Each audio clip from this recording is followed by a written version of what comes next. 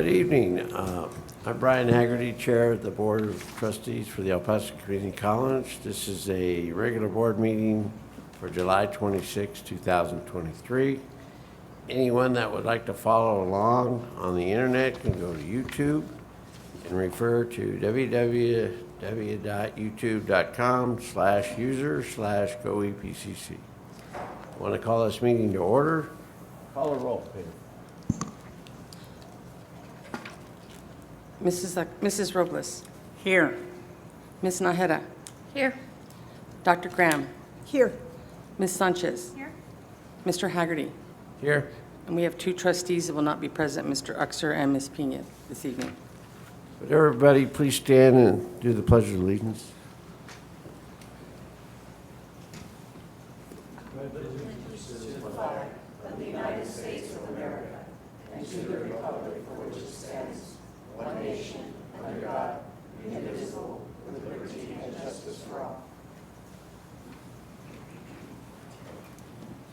I'd like to welcome everyone to this meeting. Let's go ahead and start with 1.4. Which item, sir? 1.4? Item 1.4, approval of minutes, none. Item 1.5, welcome and guests. None? Okay. 1.6, open forum. We have Anybody? no one here for open forum at this time, sir. Item 1.7, presentations by individuals, groups, and organizations. Item 1.7.1, Dr. William Serrata, college president, will recognize individuals who have retired from El Paso Community College.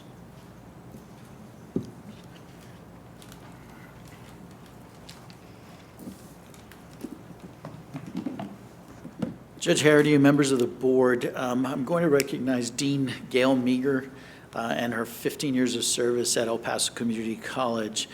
Gail Meager started working at EPCC as the Dean of Nursing in 2009. This brought her full circle as she was in the inaugural EPCC vocational nursing graduating class in 1973. The first 24 years of her career were spent as a nurse in medical, surgical, and intensive care nursing. After obtaining her Master's of Science in Nursing in 1997 from UTEP, she decided to go into nursing education and started as a nursing instructor at Odessa College, where she eventually became the Director of Nursing. 14 years ago, she was hired at EPCC as the Dean of Nursing. These past years have seen a lot of changes. The EPCC nursing program has grown from 20 full-time faculty to 30 full-time and 21 part-time faculty members. The vocational nursing program has also seen its faculty ranks grow. A new vocational nursing faculty orientation was created in 2010 and revamped in 2020. The Open Nursing Laboratory was created for students to practice their nursing skills at times convenient to their schedules. A nursing faculty member student mentoring program was also established. Under this program, the nursing faculty members serve as academic mentors for the students in their clinical group. Dean Meager was instrumental in the creation of a nursing high-fidelity simulation laboratory, which opened in 2011. Faculty members were trained in the creation and delivery of high-fidelity simulation scenarios. EPCC's simulation nursing faculty are now helping faculty from other healthcare fields learn how to utilize a high-fidelity simulation laboratory appropriately, following international standards. In 2015, Dean Meager proudly contributed to the establishment of a dual enrollment program with Texas Tech University Health Science Center Gail Grieve Hunt School of Nursing. Students enroll in both the Associate Degree of Nursing and the Bachelor of Science in Nursing programs simultaneously, enabling them to move seamlessly from one program to another. The EPCC nursing program has maintained an articulation agreement with UTEP that allows ADN graduates to enter the UTEP RN to BSN program. Under Dean Meager's leadership, the nursing program has received accreditation reaffirmation twice, first in 2012 and most recently in 2021, without any additional requirements that must be met. The next site visit is scheduled for 2027. Dean Meager looks forward to spending time with family and enjoying her grandson, Miggy. Dean Meager, we wish you the very best in your retirement. Thank you for 15 years of dedicated service. Thank you, Dean Meager.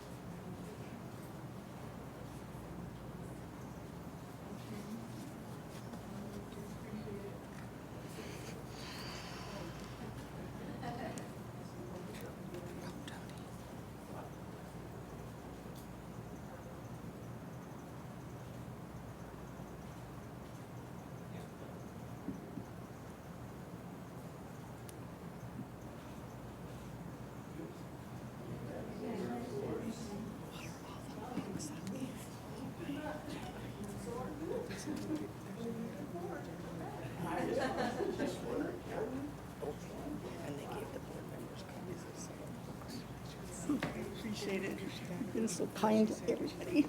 Thank you. It's probably one of those OER things or something. Okay. 1.7.2, please. Item 1.7.2, optional presentations will be made by the presidents of the Classified Staff Association, the Professional Staff Association, the Faculty Association, and the Student Government Association.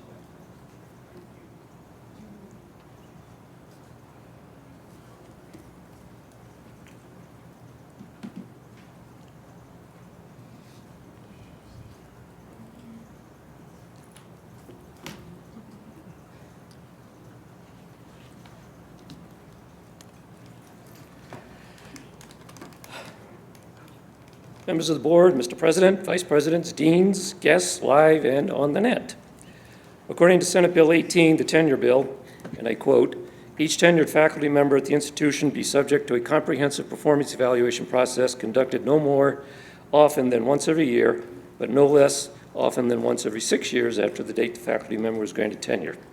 In order to comply with this section of SB 18, the Faculty Review Committee, along with the Faculty Association Executive Committee, which I am a part of, Vice President Steve Smith and Dean Susanna Rodarte, is currently working on a draft proposal in order to set up this comprehensive performance evaluation process for tenured faculty. I can't go into details at this time as the process is as yet not completed. We hope to present a draft by July 31. Thanks. Thank you, Dr. Murrow.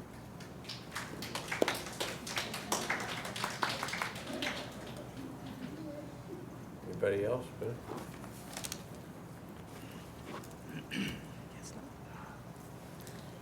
Okay.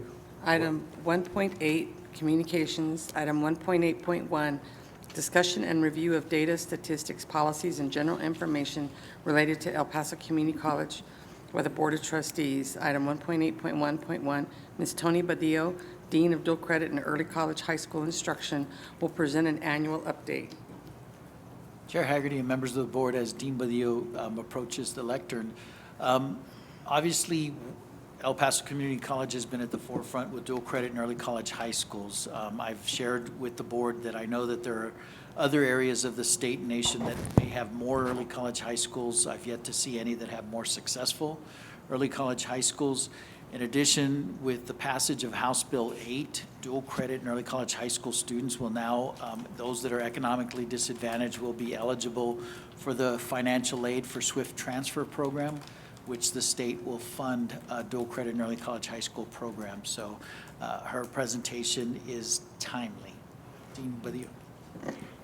Thank you, Dr. Serrata. Chair Haggerty, members of the board, thank you for listening to my presentation, I guess, every year now. I hope you find it interesting. So, Chair Haggerty, last year you wondered about the other schools that we serve, right? Not only the early colleges and the PTECs. So I added a little bit more to the presentation. Hopefully it will answer some of the questions that you and maybe everyone else had. So we have that big umbrella, right? Our dual enrollment, dual credit. And under that umbrella, we of course have dual credit. That has been around for quite a while. Typically juniors and seniors in high school, typically students who are college ready and who are go-getters in high school. And we serve just about every high school in the region. Not every high school, but just about. And of course, we have the early college high schools, which we've had since 2006. We've had our PTECs. We had our first graduating class in May, as you may remember.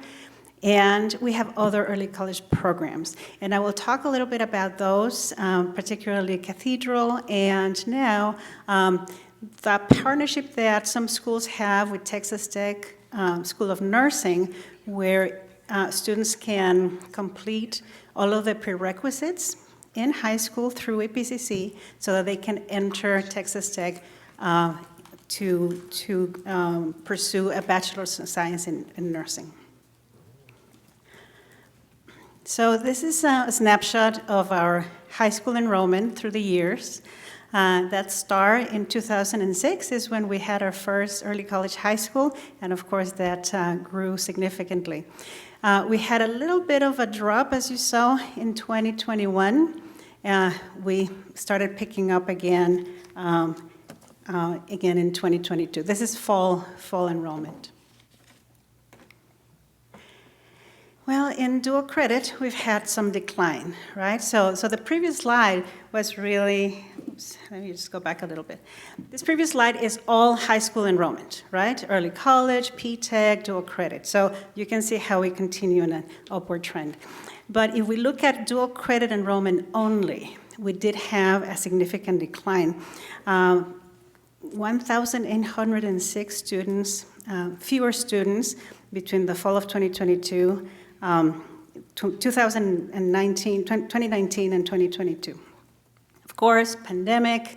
At that time, we also had a change in the Texas Success Initiative assessment. It was a new version. It was difficult. Everybody was online. So lots of challenges. And the schools really focused their high school enrollment into their early colleges and PTECs.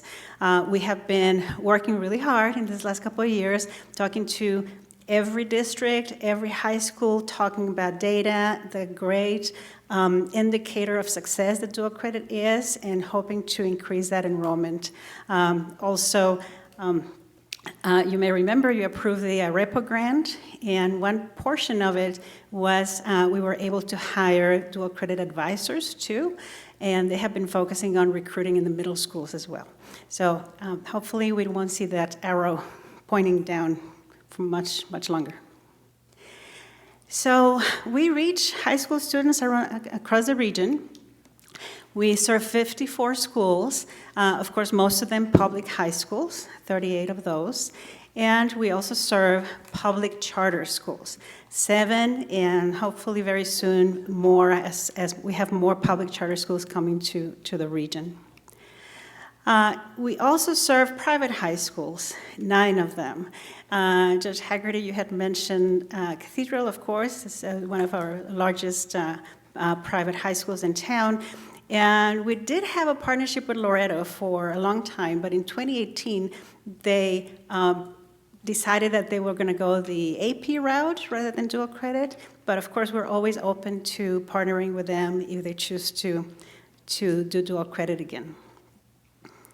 And we also serve homeschool students. In any given semester, we have anywhere between 25 and 60 homeschool students. So dual credit is, again, as I said before, a tremendous indicator of success. Since 2001, we've had 230 dual credit students who have earned a post-secondary credential while in high school. This is not early college, not PTEC, just dual credit. And of course, most of them from Cathedral, 194 of them. Students who take dual credit in high school have a higher GPA than those who don't. They complete their courses at a much higher rate than those who don't. And they earn an average of 13 college credits. My goal, Dr. Zarata, for this coming year is to make it an average of at least 15, right? We're working on it. Now, do you have any questions about dual credit in general? The work that we do? No, all right. So now, moving on to the report on early colleges and PTECs. Again, a reminder that these two are career readiness school models through TA. They're designated. Dr. Serrata gets a pile of designation applications, right, every fall semester, showing our support with these partnerships. And the goal is to serve at-risk students. Again, dual credit is usually those students who are college ready. Early colleges and PTECs, the goal is those students underrepresented in higher education. In early college high school, students pretty much choose their major that they want to pursue. Again, Associate of Arts, Associate of Science, Associate of Arts in teaching. Those are the main areas that we serve. PTECs are a little bit different. They're also early colleges, but students select the pathway when they enroll in the PTEC. And they pursue also an associate's degree. It could be an Associate of Applied Science, like we had in May, or they could be also certificates of completion. It also requires a business and industry partner.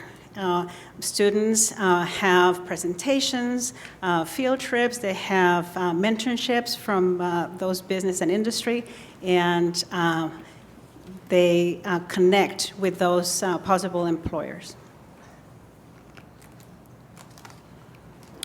So I think I did this last year too, but now I moved it up 1 year. So 2002, right, we only had 2% of our enrollment was high school students, and only dual credit, right? We didn't have early colleges then. Forward to 2012, 10 years later, now we have 16% of our enrollment is high school students. Still, dual credit was the bigger piece of the pie in high school enrollment. And things have changed significantly in 10 years later, right, in 2022, where now early colleges and PTECs have that bigger portion of our high school enrollment, with 36% of our fall 2022 enrollment being high school students.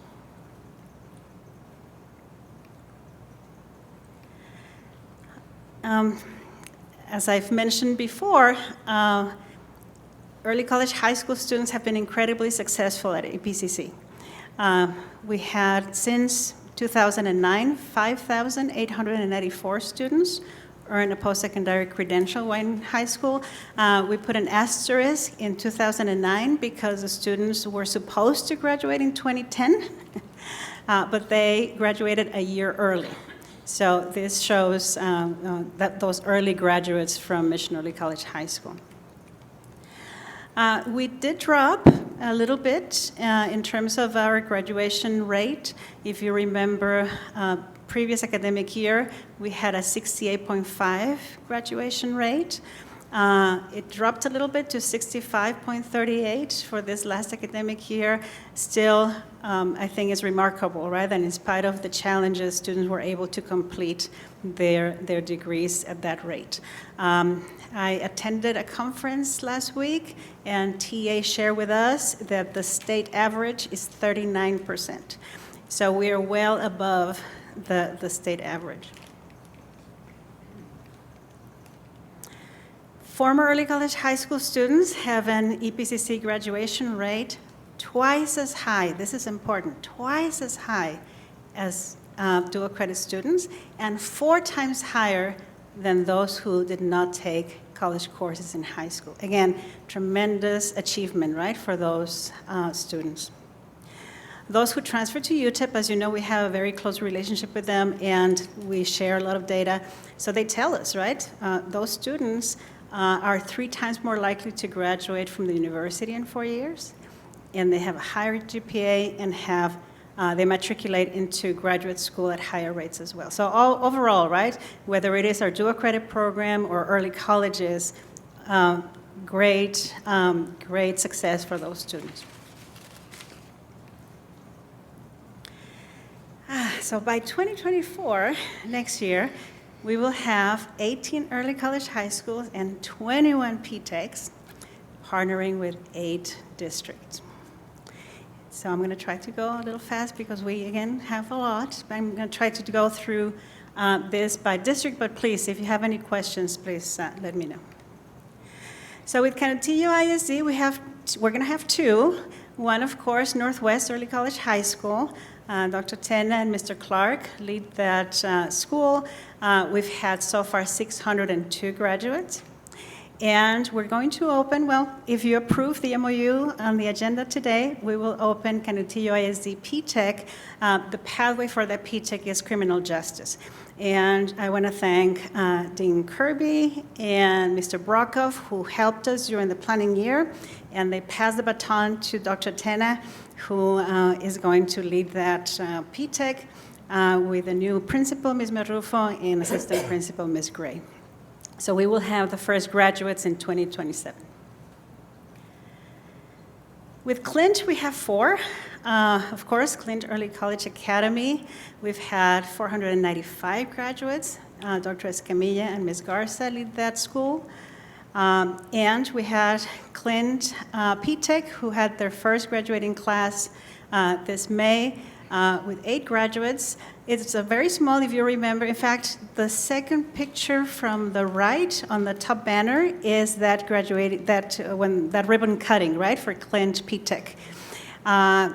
We were surprised to see how much they grow, right, the students in 4 years. They were kids here, little kids. They're wonderful graduates. These 8 graduates, though, did earn not only an Associate of Applied Science, but they also earn certificates of completion, level 1 certificate and level 2 certificate. So additional awards for these students.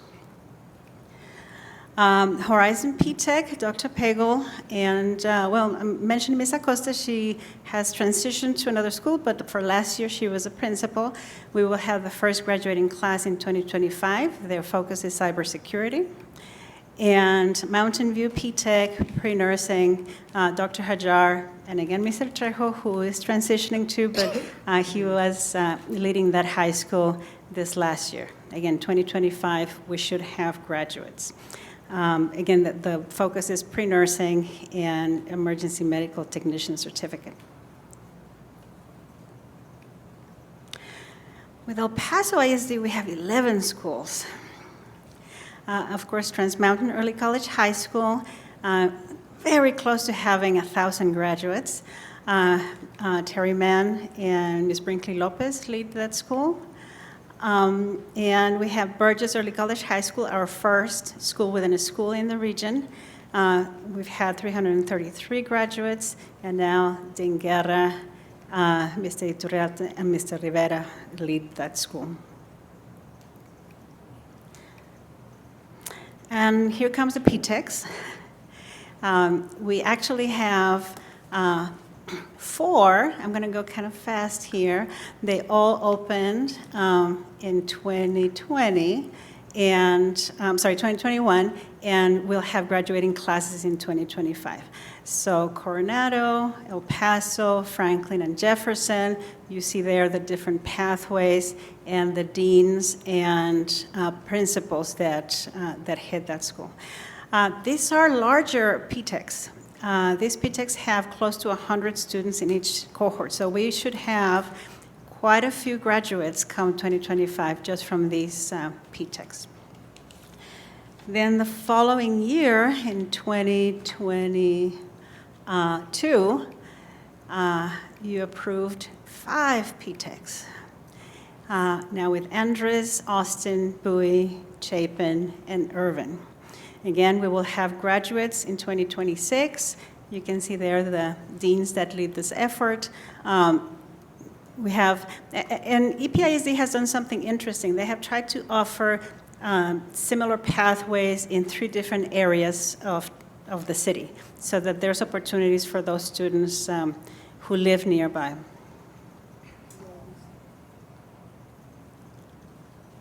So you see Dr. Pagel and you see Dr. Hajar's name quite often. They have done a tremendous job being administrative liaisons for those schools.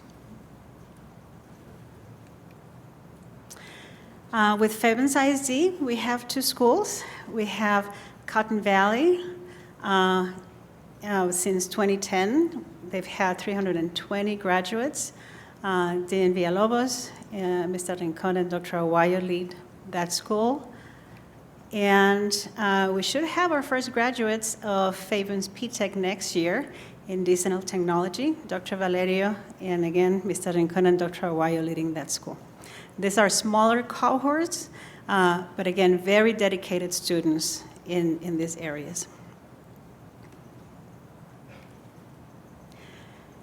San Elizario, Early College High School, opened in the middle of the pandemic in 2021. Dean Villalobos and Ms. Marioni, who has transitioned to another role, Ms. Payares, we should have the first graduates in 2025. With Socorro, we also have 11 schools. Of course, Mission, our first early college high school. Dean Villalobos and Mr. Ortega lead that school. We've had 1,294 graduates so far. Socorro Early College High School, our first school within in the Socorro district. We've had 214 graduates. Dean Rodarte, Dr. Estorga, and Ms. Gerardo lead that school. And Rams Early College High School in 2016, opened in 2016, and we've had 242 graduates. Again, Dean Rodarte, Ms. Aguirre, and Ms. Coria lead that school.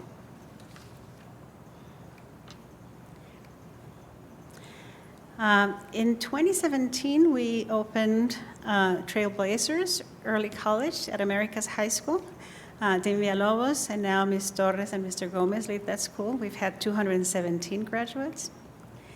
And then in 2019, again, we had our first graduating class from these early colleges this May. So we have Empire Early College, it just graduated 43 students, Falcon Early College, and Pebble Hills Early College. Again, they all had their first graduates this last May. Again, Dean Guerra and Dr. Escamilla leading these schools.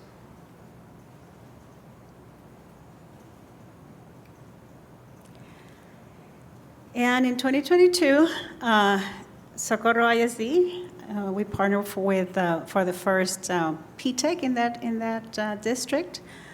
We should have our first graduates in 2026, and that is Synergy for P-Tech. Dean Rodarte, again, Mr. Guerra, and Mr. Rivera.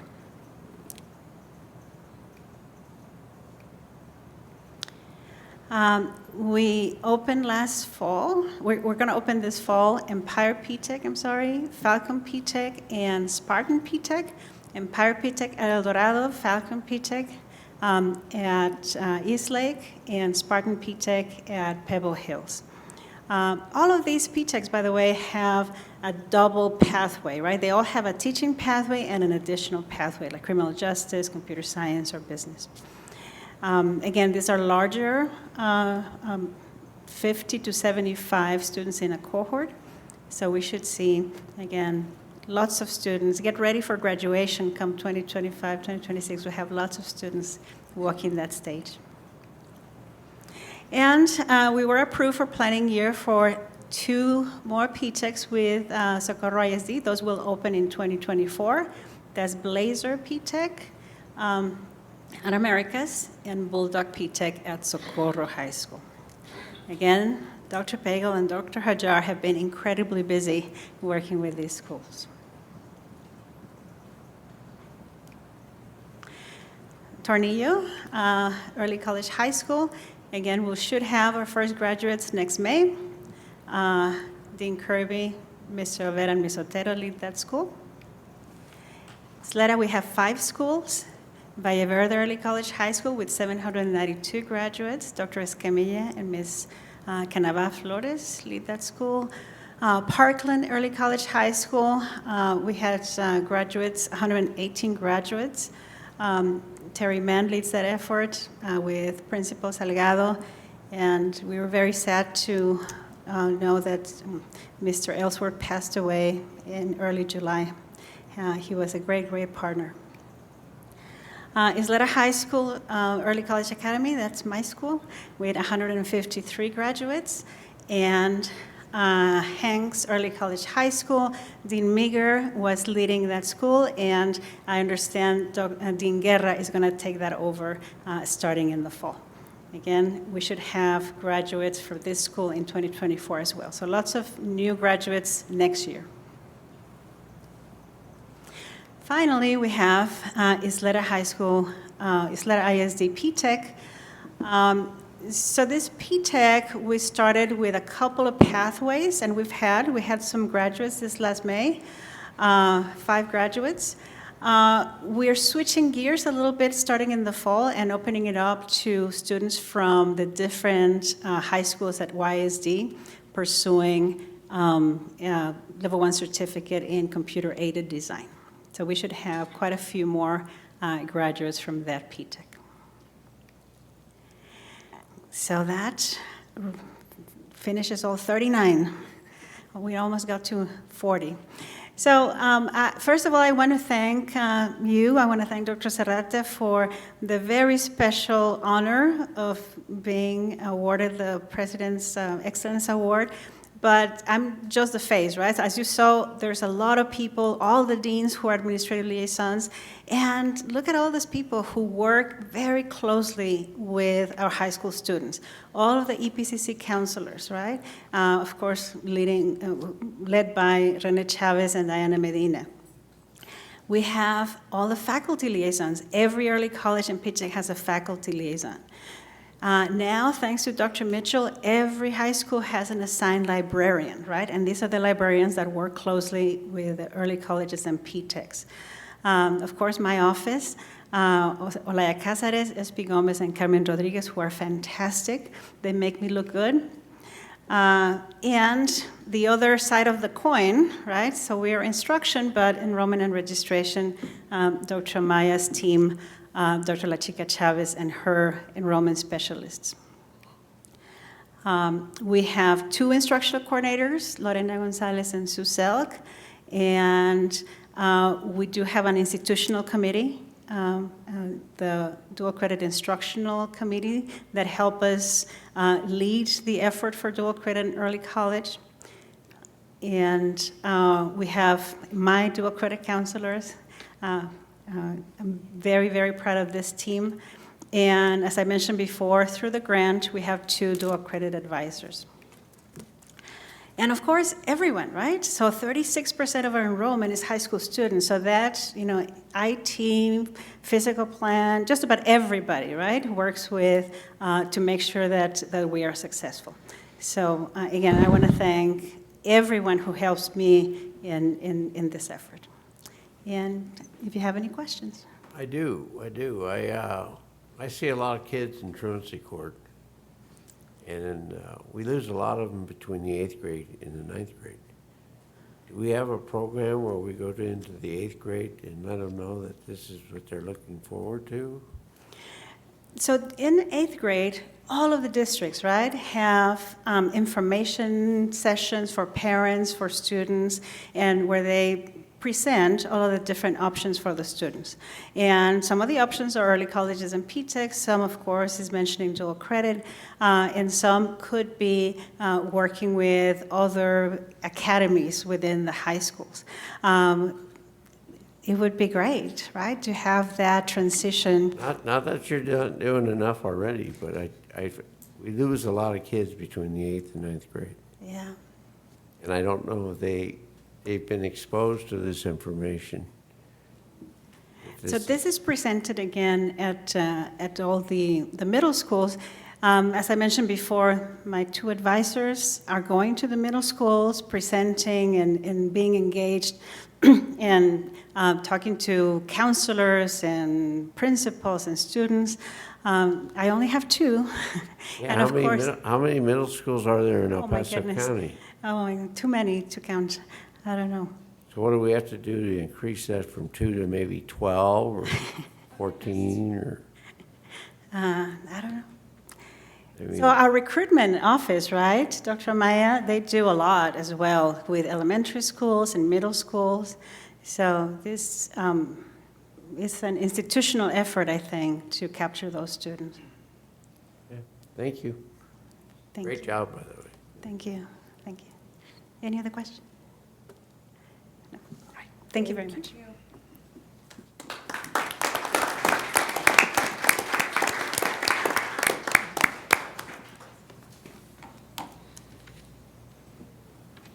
Item 1.9, Board of Trustees business. Item 1.9.1, discussion and action to approve a resolution regarding the creation of endowment fund from charitable grant to the college from the National Philanthropic Trust. I think we are going to do that after executive session, Pam. They were supposed to change some things, and I don't think the board has been, Okay. so we're going to do it after executive session.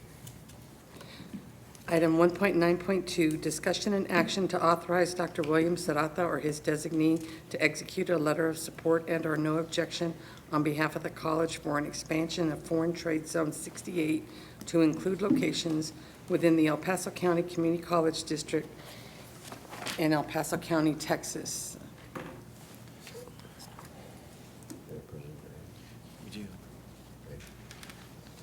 I assume this young man at the podium is going to tell us all about this.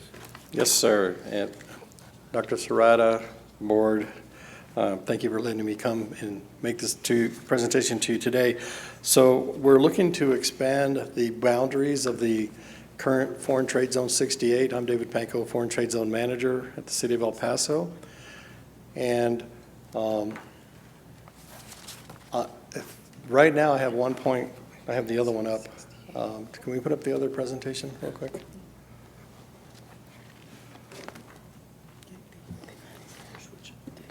I know, but are they switching it back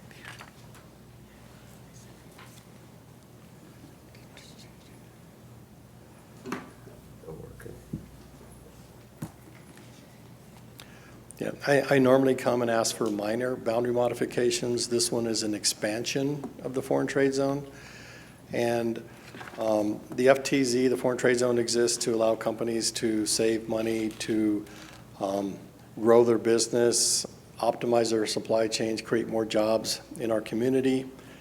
And these virtual boundaries that we set are established throughout the El Paso County. They identify facilities and industrial parks that then companies are allowed to use the foreign trade zone program. And this expansion will set new virtual boundaries in addition to the ones that exist now. And so we'll create 10 magnet sites where today we have 5. I'll show you a map in a second. And then we'll have what we call, and these are normally set around industrial parks. There's a lot of industrial park development going on. And so we want to be able to put some foreign trade zone boundaries around them to allow companies to take advantage of the foreign trade zone program because it helps the economy grow and create jobs. We will remain with 6 single usage sites. This application goes to the Department of Commerce, and we are requesting a letter of support from the El Paso Community College for this endeavor. And so if you look at the map that I've pulled up, you can see our service area is the entire El Paso County. And if you see the blue areas, those are current virtual boundaries for the foreign trade zone.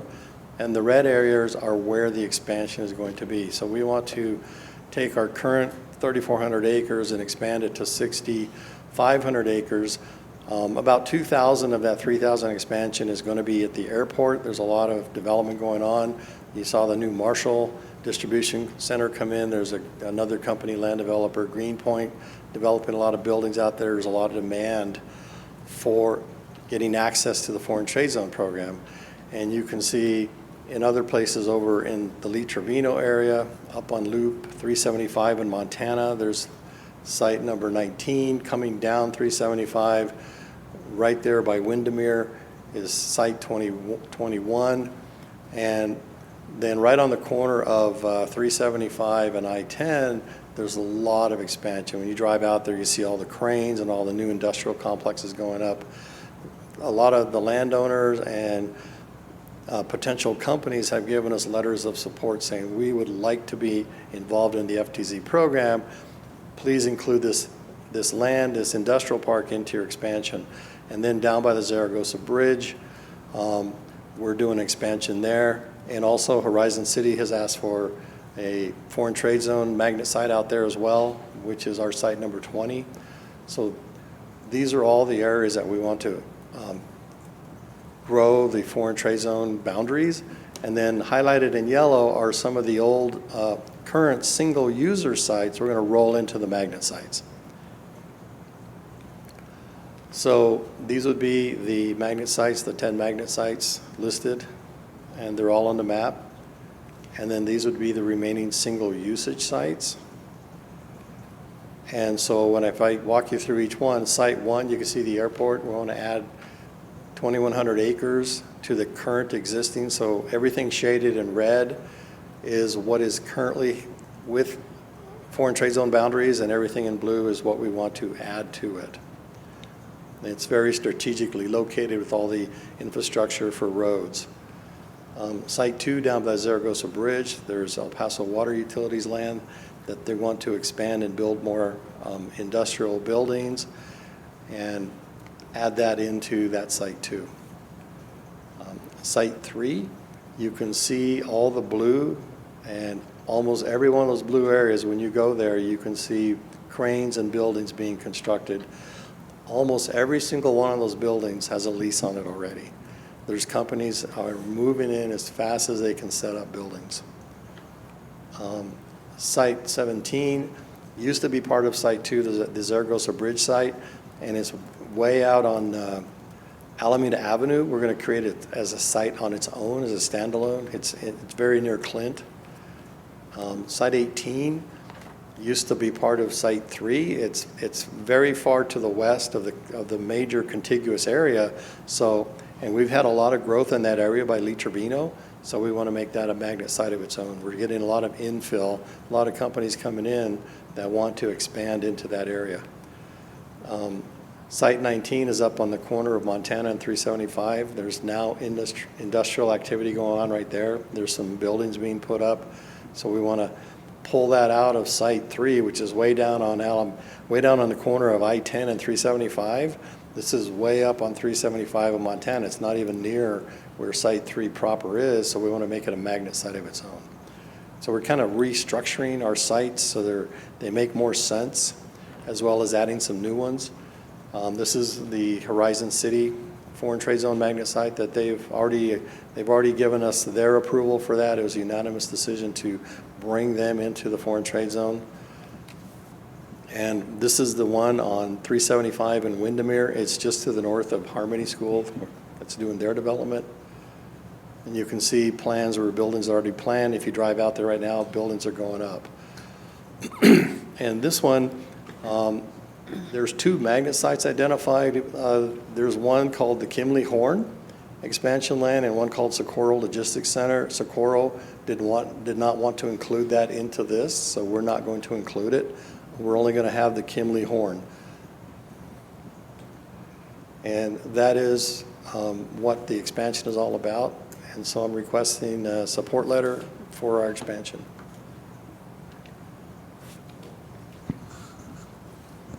Anybody have any questions? Motion to approve? Second. Any discussion? Is there something? Call a question, Pam.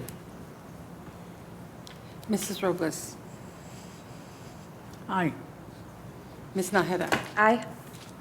Dr. Graham. Aye. Ms. Sanchez. Aye. Mr. Haggerty. Aye.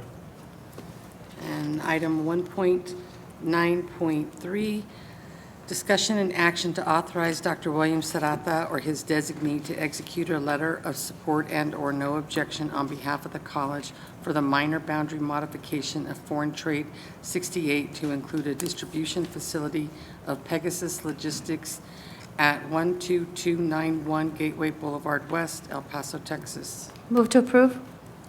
Second. Any discussion? Call a question, Pam. Mrs. Robles. Aye. Ms. Naheda. Aye. Dr. Graham. Aye.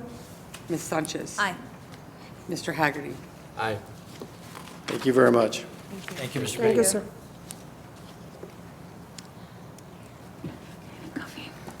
Item 1.10, Board Reports. Item 1.10.1, Treasurer's Report. No action is required.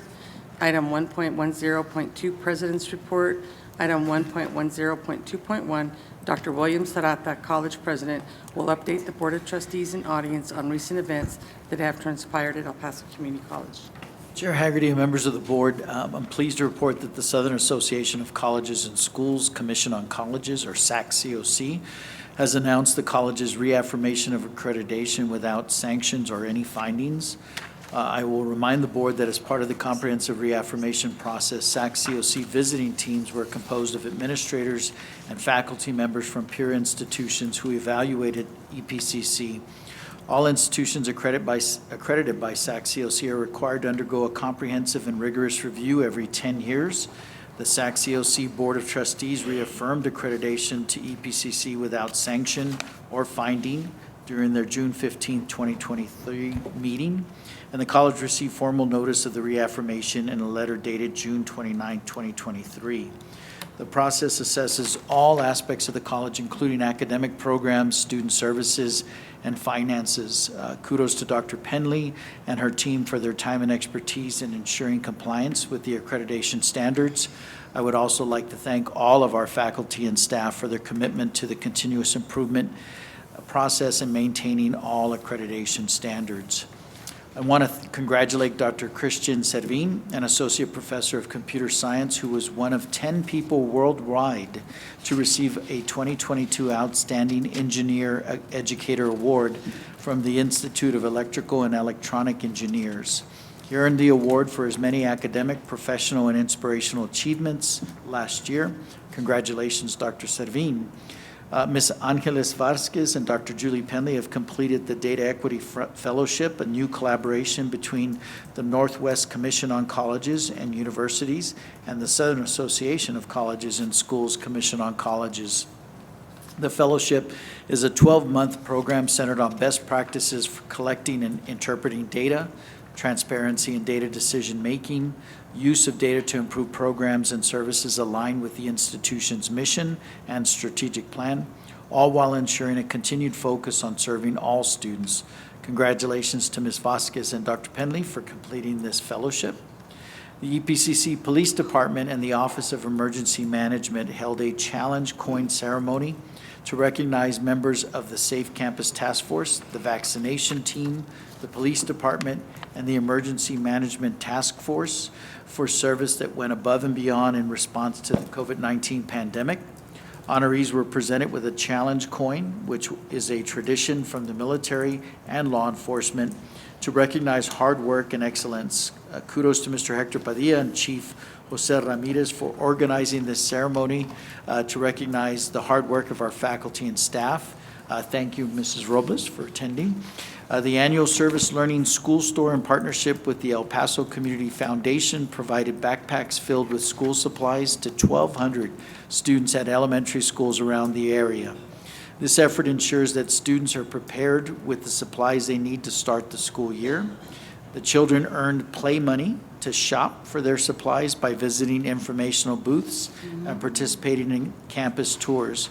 Kudos to Shannon Valles, EPCC School Store Coordinator, the Service Learning Program students, volunteers from EPCC's Career and Transfer Services, New Student Orientation, EPCC staff, college students, and others from the community for their participation in ensuring students are prepared for the new school year. Dr. Christopher Kansanjian, Associate Professor of Educational Psychology at El Paso Community College, presented at TEDx El Paso. His presentation, How Social and Emotional Intelligence Builds Community, explored how after-school programs that are based in humanistic psychology develop children's and young adults' social and emotional intelligence. The Kids and Coaches program was brought to El Paso from Mohawk Valley Community College by Dr. Kansanjian and his wife, Sandra Kansanjian, in 2015. Congratulations on the tremendous recognition. EPCC's theater discipline hosted approximately 200 faculty, staff, administrators, students, and community members at the Forum Theater from June 9th through the 18th. The community enjoyed the play Paz by Michael Aman, performed by EPCC students to celebrate Pride Month, the fee for entering the theater was non-perishable food donations for the college's Tejano Food Pantry. Our students and faculty are happy to share that the community donated over 260 canned goods and almost 20 pounds of dry non-perishables. Special thanks go out to our faculty leading this event, Mr. Ted Carber and Mr. Dom Pagano. Your great work is much appreciated and will benefit many, including the students that we serve. Since the last board meeting, I've participated in over 45 virtual and or in-person meetings, including 8 TAC meetings, a TAC officers meeting, an executive committee meeting, a House Bill 8 implementation update. I attended the 2023 TAC Summer Conference, where I was able to attend and provided opening remarks for House Bill 8 celebration dinner with distinguished honoree Representative Dr. Gary Van Dever. I chaired the TAC quarterly board meeting, attended a report from Washington session by J. Noah Brown, the former, you'll remember him, he's the former CEO for ACCT. He's now a senior advisor for the Office of Career Technical and Adult Education at the Department of Education. Moderated the Community College Standing Advisory Committee panel, attended the Future of Texas Forge with Education discussion by Jason Schneckner. He's chairman of the Futurist Institute. Attended the role of pathways in maximizing the new funding model, implementing House Bill 8 from a CFO's perspective, implementing House Bill 8 from a Chief Academic Officer perspective, and implementing House Bill 8 from a continuing education perspective. I was joined at the conference by Dr. Steve Smith and Mr. Fernando Flores, our Vice President for Finance. Attended the Transformational Change to Build a Stronger Texas Workforce panel discussion featuring Brian Daniel, who's the chairman of the Texas Workforce Commission.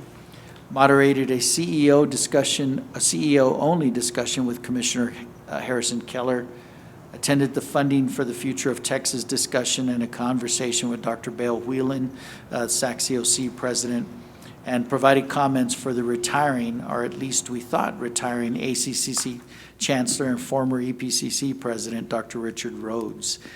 Chaired a Community College Financial Advisory Committee meeting. I had the privilege of being recognized as an honorary conductor at the El Paso Locomotives game as part of their Hispanic Heritage Celebration. Participated in the Federal Reserve Bank of Dallas El Paso Branch Board of Directors meeting. Attended the Challenge Coin ceremony. Participated in the Lumina Foundation Director Recruitment meeting, and participated in a leadership briefing on Latino college completion hosted by Excelencia in Education. Chair Hagerty, that concludes my report. I'm happy to respond to any question any board member may have. Questions? Thank you, Dr. Schreier. Sounds like you've been busy. A little bit, Dr. Graham. Better to be busy than bored. Item 1.11, consent docket. This includes item 3.2. Motion to approve? Second? Any discussion? Call the question, Pam. Mrs. Robles. Aye. Ms. Naheda. Aye. Dr. Graham. Aye. Ms. Sanchez. Aye. Mr. Hagerty. Aye.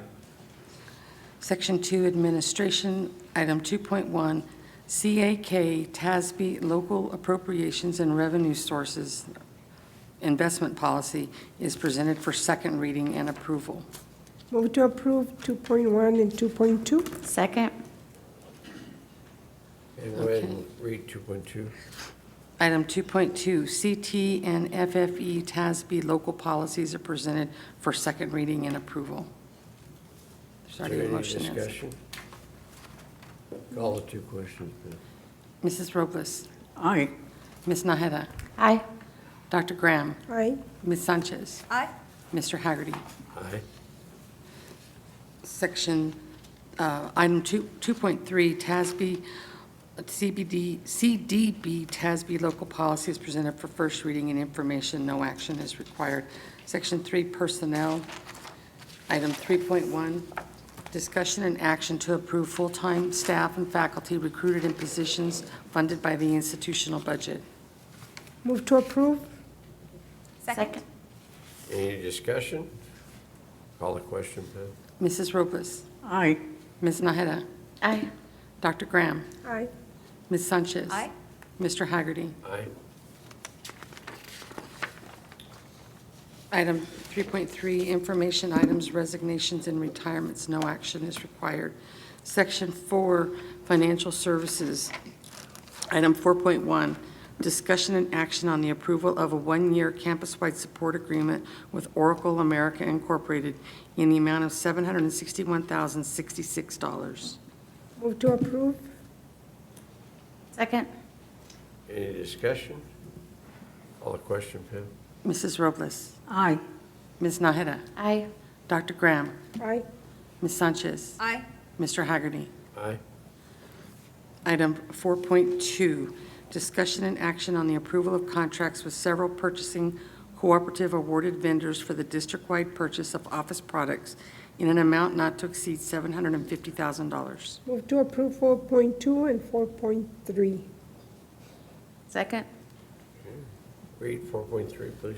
Item 4.3, discussion and action on the approval of the procurement of advertising services from various radio stations for fiscal year 2023, 2024 in an amount not to exceed $350,000 annual aggregate. Any questions? Call the questions. Mrs. Robles. Aye. Ms. Naheda. Aye. Dr. Graham. Aye. Ms. Sanchez. Aye. Mr. Haggerty. Aye. Item 4.4, discussion and action on the approval of contract awards for catering services for events district-wide in an amount not to exceed $300,000. Move to approve 4.4, 4.5. Second? Go ahead and read 4.5, please. Item 4.5, discussion and action on the approval of the procurement of district-wide advertising services with several publication vendors for fiscal year 2023, 2024 in an amount not to exceed $200,000. Any discussion?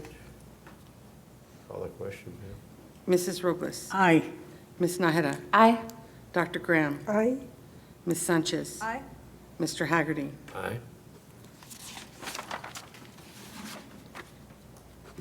Item 4.6, discussion and action on the approval to award contracts for advertising services from various television stations for fiscal year 2023, 2024 in an amount not to exceed $200,000 annual aggregate. Move to approve. 4 points, I'm sorry, 4.6, 4.7, and 4.8. Do I have a second? Second. Go ahead and read 4.7 and 4.8, Pam. Item 4.7, discussion and action on the approval to award a contract to Clear Channel Outdoor for outdoor advertising for fiscal year 2023, 2024 in an amount not to exceed $150,000 annual aggregate. And item 4.8, discussion and action on the approval of a one-year contract with Innovative Interfaces Incorporated for maintenance of the Sierra Library Services platform, which integrates all college library services in the amount of $89,116. Any discussion on any of these items? Call the questions, Pam. Mrs. Robles. Aye. Ms. Naheda. Aye. Dr. Graham. Aye. Ms. Sanchez. Aye. Mr. Haggerty. Aye. Item 4.9, discussion and action on the approval of an interlocal agreement with Tarrant County College District to cooperate on the purchase of commonly used goods and services. Move to approve. Second. Any discussion? Call the question, Pam. Mrs. Robles. Aye. Ms. Naheda. Aye. Dr. Graham. Aye. Ms. Sanchez. Aye. Mr. Haggerty. Aye. Section 5, physical facilities, item 5.1, discussion and action on the approval to award a contract to Pride General Contractors, LLC, for window resealing and replacement of windows at the Northwest Campus main and library in an amount not to exceed $119,418. Move to approve 5.1 and 5.2. Second? I have a question on 5.2. Okay, why don't Let me read it? that item. Go ahead and read it, Item 5.2, discussion and action on the approval to award a contract to Pride General Contractors LLC for the replacement of the existing water fountain between the B and C buildings at the Valle Verde campus in amount not to exceed $56,292. I guess my question is, why are we replacing it? It's beautiful. Mr. Flores or Mr. Lobato? I hope you're not doing away with it. We're not. It's the one that comes out on the website, Good right? evening, Chair Hagerty, Dr. Sarata, and Board. It is a beautiful attribute to the whole campus, and it was built in the 70s along with the building, and it's showing its age. So we are replacing with pretty much a like unit, but a little bit larger, having a seating area around it. It's going to be a very nice attribute to the campus. And where are you going to put the old one? The old one we won't be able to salvage it. It will come apart when it's destroyed. Oh, my God. Okay. Thank you. Go take a picture. I know. It's on the website all It the is, Dr. time. Graham, it is beautiful. Any other questions? Call a question, please. Mrs. Robles? Aye. Ms. Nájera? Aye. Dr. Graham? Aye. Ms. Sanchez? Aye. Mr. Haggerty? Aye. Section 6, Curriculum and Instruction, Item 6.1, discussion and action on the approval to purchase 2 portable Vivid S70N with Dimension V206 sonography consoles from GE Healthcare Incorporated in an amount not to exceed $304,433. Move to approve? Second. Any discussion? Call a question, please. Mrs. Robles? Aye. Ms. Nájera? Aye. Dr. Graham? Aye. Ms. Sanchez? Aye. Mr. Haggerty? Aye. Item 6.2, discussion and action on the approval of a contract with Gobi Library Solutions from EBSCO to purchase library materials for EPCC libraries in the amount of $171,363. Move to approve? Second. Any discussion? Call a question, please. Mrs. Robles? Aye. Ms. Nájera? Aye. Dr. Graham? Aye. Ms. Sanchez? Aye. Mr. Haggerty? Aye. Item 6.3, discussion and action on the approval of a contract with online database and discovery service provider EBSCO for the EPCC libraries in the amount of $111,981. Move to approve? Second. Any discussion? Call a question. Mrs. Robles? Aye. Ms. Nájera? Aye. Dr. Graham? Aye. Ms. Sanchez? Aye. Mr. Haggerty? Aye. Item 6.4, discussion and action on the acceptance of a grant from the Molina Foundation in the amount of $230,000. Move to approve? Second. Any discussion? What is this grant for, Mr. Smith? Chair Haggerty and members of the board. So you might recall, we've seen something very similar for the past 5 years.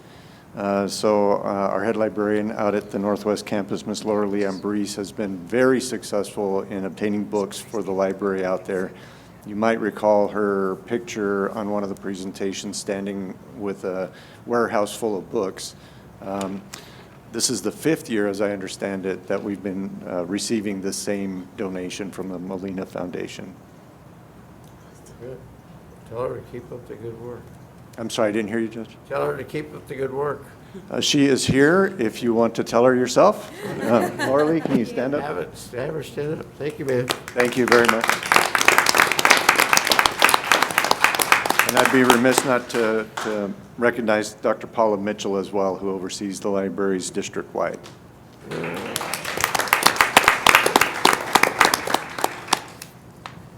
Okay, call the question. Mrs. Robles? Aye. Ms. Nájera? Aye. Dr. Graham? Aye. Ms. Sanchez? Aye. Mr. Haggerty? Aye. Item 6.5, discussion and action on the acceptance of a grant from the American Library Association in the amount of $6,000. Move to approve? Second? Any discussion? Call the question, ma'am. Mrs. Robles? Aye. Ms. Naheda? Aye. Dr. Graham? Aye. Ms. Sanchez? Aye. Mr. Haggerty? Aye.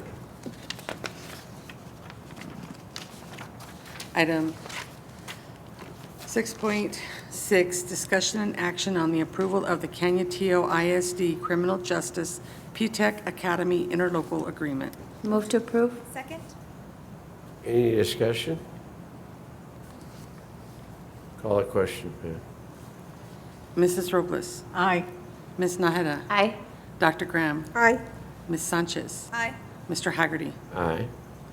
Section 7, item 7.1, discussion and action on the approval of continuing education tuition rates for revised courses. Move to approve? Second. Any discussion? Call the question. Mrs. Robles? Aye. Ms. Naheda? Aye. Dr. Graham? Aye. Ms. Sanchez? Aye. Mr. Haggerty? Aye. Section 8, community services, none. Would the board like to go into executive session at this time? Yes, please.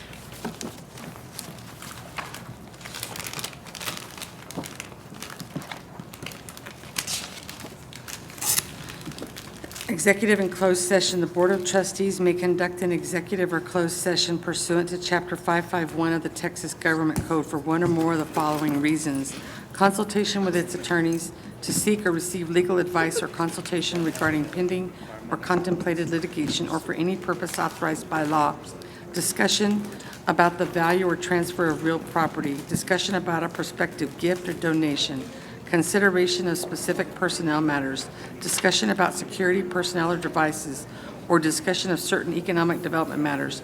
The board may also announce that it will go into executive session on any item listed on this agenda if the subject matter is permitted for a closed session by provisions of Chapter 551 of the Texas Government Code. Any vote regarding these items shall be taken in open session. Item 1.3.1, discussion with legal counsel regarding a charitable grant to the college from the National Philanthropic Trust pursuant to Section 551.073 of the Texas Government Code. Item 1.3.2, discussion with legal counsel regarding EEOC charge styled Guillermo Trejo versus El Paso Community College District, charge number 453-2023-00960 pursuant to Section 551 of the Texas Government Code. Item 1.3.3, discussion with legal counsel regarding proposed termination of the term contract of an employee in the Division of Student Enrollment Services pursuant to Section 551.074 of the Texas Government Code. Item 1.3.4, discussion with legal counsel regarding proposed non-renewal of the term contract of an employee in police services pursuant to Section 551.074 of the Texas Government Code. Item 1.3.5, discussion with legal counsel regarding proposed state legislation related to policies, procedures, programs, and initiatives of the college and related matters pursuant to Section 551.071 of the Texas Government Code. Item 1.3.6, discussion with legal counsel regarding real property adjoining the EPCC Rio Grande campus pursuant to Section 551.072 of the Texas Government Code. The time is 5:43 p.m. and the board is now in executive session.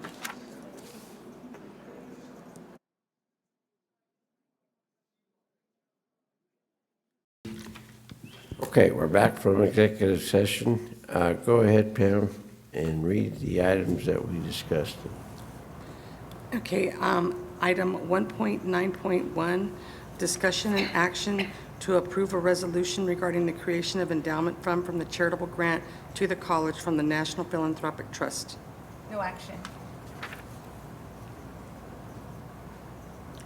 And I don't believe there's any other items. Is that correct, Mr. Downey? So we'll entertain a motion to adjourn. So made. No, before we adjourn, I want to make sure that everyone knows we have a budget workshop on August the 9th at 4 p.m. right here in this setting. And our next board meeting is August the 30th at 4:30 at this. Are we going to have the budget workshop in here or in the conference room? Probably the conference room. What, the budget? Okay, correction, August 9th will be in the conference room. Do I hear a motion for adjourn? We did. Okay. All right. Everybody say yes. Everybody in favor of adjourning? Yes. Yes. Any opposition? No. Okay. Meeting is adjourned. Thank you all.